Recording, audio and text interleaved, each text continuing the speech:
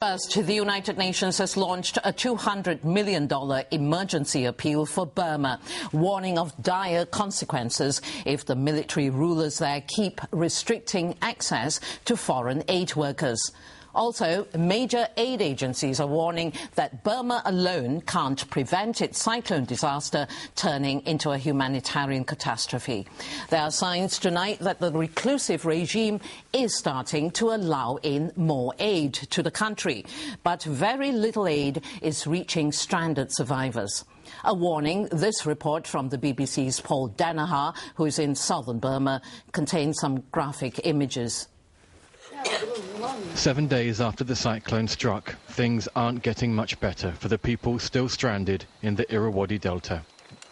Bodies lie strewn across this landscape. Local Red Cross workers told us diseases like dysentery were already getting a grip. And yet there is still no relief effort to match the size of the catastrophe. The cyclone caused enormous destruction, tearing apart homes, knocking down bridges and blocking roads.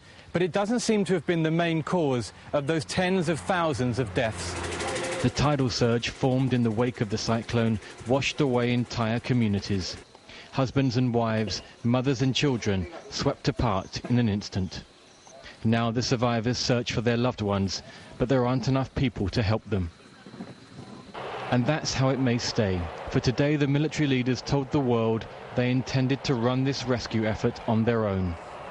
Aid was welcome, but the experts with the skills to deliver it were not. We are trying to keep hope alive, working around the clock and to save lives, because every delay is lives potentially lost, and certainly an epidemic right on our doorstep. But you don't have to go that far out of the capital to see that despite their present efforts, the task is just too big for the government to go it alone. The destruction is obvious, and so is the fact that just a few hours from Rangoon, people are not getting the help they need. But for the time being, the discussion on getting in more aid workers seems to be over. The Burmese officials who process the visas have just closed their offices for a 3-day holiday. No such luck for the million or more people locked away in the flooded delta.